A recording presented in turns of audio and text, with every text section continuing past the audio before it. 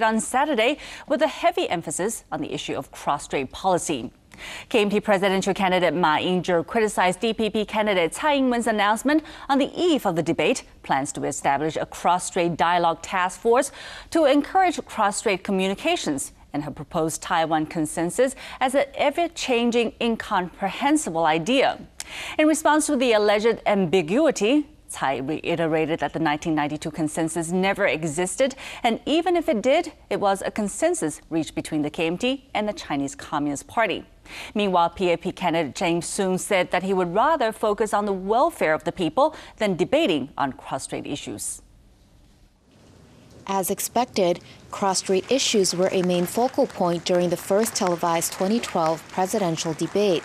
After Ma Ying-jeou pointed out that the definition of Tsai Ing-wen's Taiwan consensus is constantly changing, Tsai responded that there should first be a Taiwan consensus before any cross-strait consensus.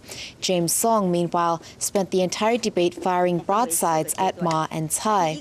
Apart from cross-strait issues, Ma also focused on the rampant unchecked corruption that defined Chen Shui-bian's presidency. Tsai responded by trying to distance herself from Chen, saying that Chen and the DPP were not one and the same. While Ma spoke clearly and simply during the debate, Tsai attempted to win support by exhibiting confidence. Soong, on the other hand, tried to curry voter support by censuring his opponents throughout the debate. During the first televised debate held at PTS on Saturday, the three contenders in the upcoming presidential election discussed a range of issues, including cross-strait policy, the economy, social welfare, and agricultural developments. Tsai reiterated his accusation against Ma for having met with Jiayi gaming tycoon Chen Ying-zhu during the presidential and the Jiayi mayor campaign periods, and called on him to directly face the problems. Soong, meanwhile, spent the entire debate criticizing both Ma and Tsai by saying that neither party had performed well while in power. During the first televised presidential debate of the 2012 presidential elections, Ma Ying-jeou and Tsai Ing-wen addressed economic issues, while James Soong criticized both of them. The KMT's Ma said that his administration's economic policies have helped Taiwan withstand the global financial crisis and achieve an economic growth rate last year of 10.72%, which was the fourth highest in the world and second highest in Asia. In response, the DPP's Tsai claimed that the reason Taiwan's economy performed well was because of groundwork laid during the DPP's time in power. James Soong, meanwhile, said that the groundwork was not laid by the DPP, but rather the KMT during former President Jiang Jingguo's years in office.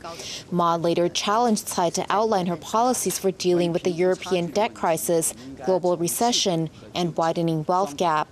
After the candidates finished arguing over media reports that Ma had previously met with Jiayi gaming tycoon Chen Ying-zhu, the topic shifted to the illegal luxury farmhouse owned by Tsai's running mate Su Zhaquan. As Ma and Tsai discussed the issue, Soong interjected that both the KMT and DPP were often caught engaging in illegal behavior. When asked by the media whether she would pardon former President Chen Shui-bian if elected, Tsai sidestepped the question and said that it wasn't a pertinent issue or one that needed to be addressed at present time. Topics covered during the 2-hour debate included economics, welfare, judicial reform, the fourth nuclear power plant, and electric fees. Following the first televised presidential debate, the three contenders held individual press conferences at the PTS public television service. During their press conferences, both Ma and Tsai were asked to comment on their own performances in the debate, as well as issues concerning the future developments of Taiwan. Meanwhile, Soong was asked whether he felt marginalized by the other candidates during the debate. Following the televised presidential debate, the three presidential candidates held individual press conferences and were asked to critique their performance against that of their opponents. The KMT's Ma Ying-jeou said that he was unable to rate his performance, but praised that of his opponents. The DPP's Tsai Ing-wen was highly complimentary of her own performance and said that she would let the public grade her opponents. The PFP's James Song, meanwhile, said that he did the best he could and that his opponents did exceedingly well. In regards to his statement during the debate that Taiwan is our home and both the Republic of China and Taiwan is our nation, Ma further clarified during his press conference that the official title of the nation is Republic of China, but the ROC is also colloquially known as Taiwan. During the debate, Tsai failed to respond to a question from Ma on whether she can promise no reunification, no independence, no war. When asked to clarify her stance at the press conference, Tsai sidestepped the question and would only say that she would promise no reunification, no independence, no war if Taiwan is our nation. In regards to the marginalization of Song during the debate, PFP Secretary General Qin Jingshen said during Song's press conference that both candidates frequently praised some of Song's responses over the course of the debate. Apart from the results from an instant poll, which found 38% of respondents to favor DPP presidential candidate Tsai Ing-wen's performance in the debate, the public perceived the candidates to have engaged in a war of words instead. The majority of the social welfare groups expressed their disappointment at the lack of substantial proposals on the income gap, unemployment, as well as cross-strait relations. The first televised debate between presidential candidates Ma Ying-jeou, Tsai Ing-wen, and James Song took place with many citizens believing the event was largely a war of words. Many felt these candidates continued to criticize each other and bring up old issues, as well as evade important subjects. Citizens groups say they did not see any discussion of concrete policies that could help citizens' rights. For example, the growing gap between rich and poor, as well as policies to address low income and unemployment and housing laws, which continue to be held up in the legislative yuan with no support from these three candidates. During this first televised debate, citizens groups say that there were many hot topics, but they were not able to see the real strategy or position of these candidates. This led many to be quite disappointed, as they called upon these candidates to put more substance in their comments. KMT presidential candidate Ma Ying-jeou took part in a local campaign activity the morning after the first televised debate. Upon taking the stage for KMT legislative candidates in the Banqiao area, Ma noted that from the at-large list of legislative candidates supported by the KMT, which has been founded for nearly a century, has shown its commitment towards reform than the opposition DPP party, which only has more than 20 years of history. KMT presidential candidate Ma Ying-jeou says that the DPP's election team is comprised of many former government officials that many citizens held an unfavorable opinion of, leading him to wonder how they could continue to be of help to improving society. KMT legislative candidate Zhang Huizhen held an event at the candidate's campaign headquarters in the new Taipei City Banqiao district, with Ma attending and shaking hands with supporters. He continued to criticize Tsai Ing-wen's campaign team and her party's at-large legislative candidates.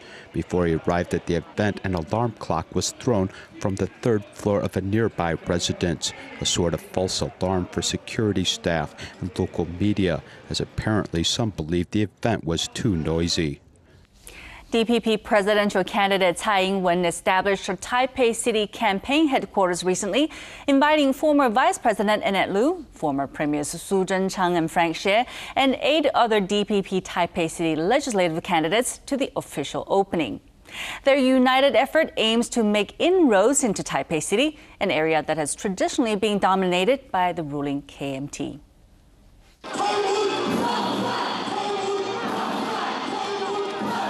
In the morning, DPP presidential candidate Tsai Ing-wen established her Taipei City campaign headquarters. It was a loud, enthusiastic event, with Tsai leading 8 DPP Taipei City legislative candidates to stand on stage together. They hoped that this show of unity and strength would allow the party to achieve success in Taipei City, which has traditionally been held by the KMT. Former Vice President Annette Lu, former Premier Su Zhenchang, and Frank Xie all stood on stage. They even took questions from the media regarding their impression of the recently concluded first televised presidential debate. Liu said that the debate didn't include the type of questions that most citizens were interested in. Su Zhenchang, Tsai's campaign director, said that the DPP chairman had improved remarkably and hoped that the next round of debates would include more questions that citizens care about.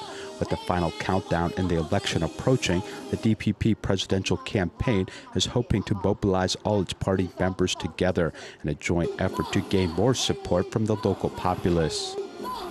The son of imprisoned former President Chen Shui-bian established his campaign headquarters for his candidacy for the January 14th legislative elections on Sunday.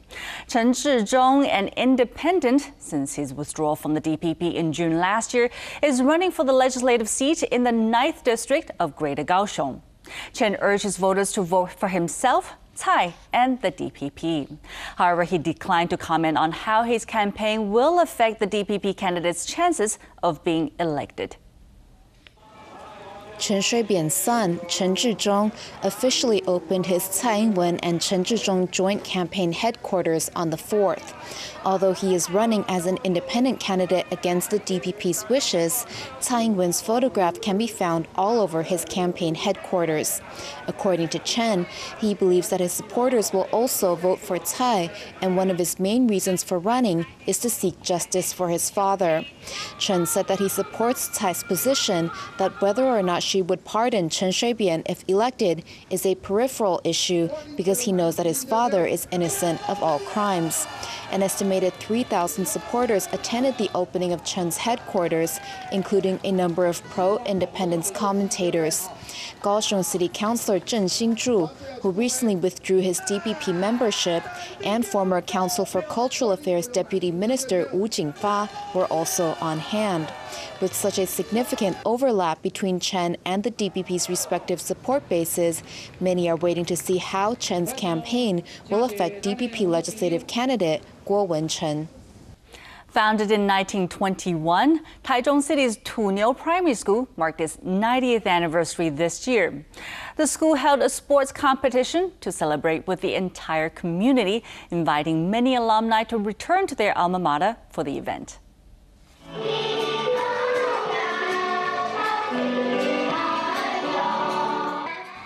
The audience responds warmly to the performance of Hakka medleys. Apart from student performances, many members of the community were also invited to entertain on stage. Tuniu Primary School is relatively small in size, but celebrated its 90th anniversary this year. Its current student body stands at 420, and distinguished alumni include former Taichung County Magistrate Cheng Genjing, former National Assembly Representative Lin Baoshi, and entrepreneur Lin Baoyong. All three traveled back to their alma mater to partake in the celebrations and encourage students to study hard and contribute to society.